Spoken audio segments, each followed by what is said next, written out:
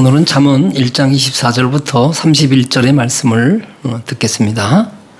내가 부를지라도 너희가 듣기 싫어하였고 내가 손을 펼치라도 돌아보는 자가 없었고 도리어 나의 모든 교훈을 멸시하며 나의 책망을 받지 아니하였은즉 너희가 재앙을 만날 때 내가 웃을 것이며 너희에게 두려움이 임할 때 내가 비웃으리라.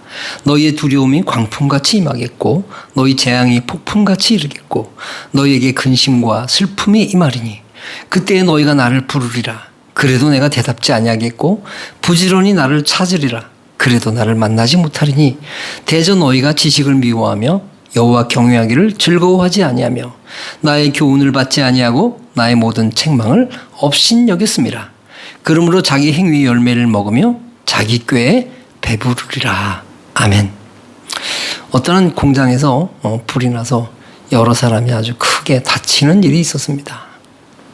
한 사람이 담배를 태우려고 라이터를 켜는 순간 그와 같은 일이 있었습니다. 거기엔 이런 팻말이 있었습니다. 폭발주의. 우리가 사는 세상에는 참 많은 주의사항들이 곳곳에 널려 있습니다. 우리가 길을 걸어갈 때 신호등이 있지 않습니까? 그것은 하나의 주의사항입니다. 그 주의사항을 지킬 때 안전합니다. 그것을 지키지 않을 때 사고가 나는 것이죠. 여러분, 전자제품을 사면 그 뒷면을 보셨습니까? 유심히 한번 보세요. 거기에 주의사항이 있어요. 그 전자제품 뒤에는 물에 넣지 마세요 라는 구절이 있어요. 그런데 신기하게도 그것을 그대로 물에 넣는 사람도 많다라는 것입니다. 그렇습니다. 듣느냐 지키느냐 그것의 문제입니다. 우리 인생에도 주의사항이 있습니다. 그것은 하나님의 말씀입니다. 이것은 고작 전자제품의 손실 그 차원이 아닙니다. 인생 전체에 손실이 걸린 그런 문제라는 것입니다. 오늘 본문을 보면 내가 부를지라도 너희가 듣기 싫어하였고 내가 손을 펼지라도 돌아보는 자가 없었고 도리어 나의 모든 교훈을 멸시하며 나의 책망을 받지 아니하였다. 오늘 본문에는 미련한 자의 특징 두 가지가 아주 선명하게 나타나고 있습니다. 미련한 사람은 첫째, 귀를 닫고 사는 사람입니다. 이 사람은 도무지 누구의 말을 듣지 않습니다. 소신이 아닙니다. 이것은 고집입니다. 이 사람들은 잘 해봤자 자기 수준을 결코 넘지 못합니다. 또 한 가지는 책망을 견디지 못하는 사람입니다. 이것은 어쩌면 어려서부터 잘못된 교육으로 형성된 것인지도 모르겠습니다. 칭찬 일변도의 그러한 교육의 결과물은 아닌지요. 요즘 교회 안에도 책망이 사라져 버렸습니다. 어떤 분이 그런 말을 했어요. 교회가 무너진 여러 이유 중에 아주 뚜렷한 이유 하나는 교회 안에 책망이 사라졌다는 것이다. 책망을 하는 사람 그리고 책망을 받는 사람도 용기가 필요합니다. 이러한 미련한 것, 귀를 닫고 책망을 듣지 않는 이것의 결과는 무엇일까요? 오늘 성경은 말합니다.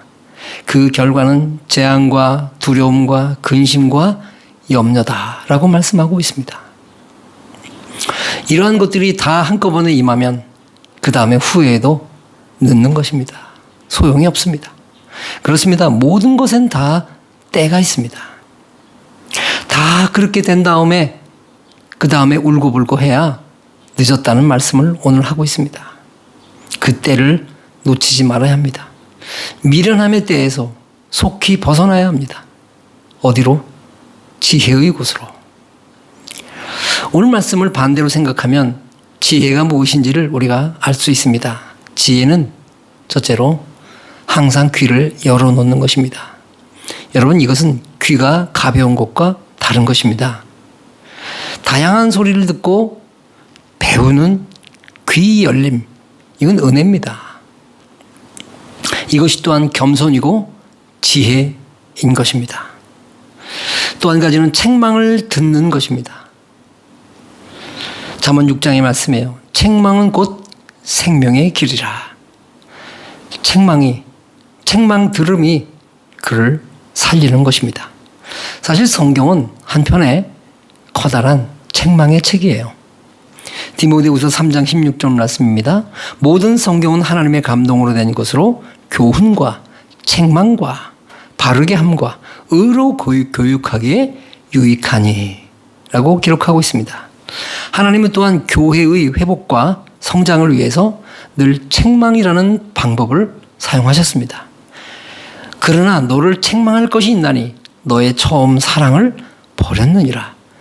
요한계시록 2장 4절 말씀입니다. 물은 내가 사랑하는 자를 책망하여 징계하노니 그러므로 내가 열심을 내라.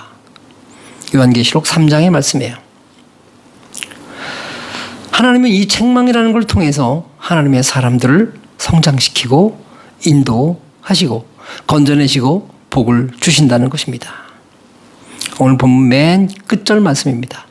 그러므로 자기 행위의 열매를 먹으며 자기 꾀에 배부르리라. 자기 행위의 열매를 먹으며 그랬습니다. 사람 누구나 자기 행위의 열매를 먹고 사는 것입니다. 귀를 닫고 책망을 듣지 않음의 열매, 반대로 귀를 겸손하게 열고 또한 책망을 기쁘고 감사하게 받아들이는 그 삶의 열매, 그것은 매우 극과 극의 다른 삶이 될 것입니다.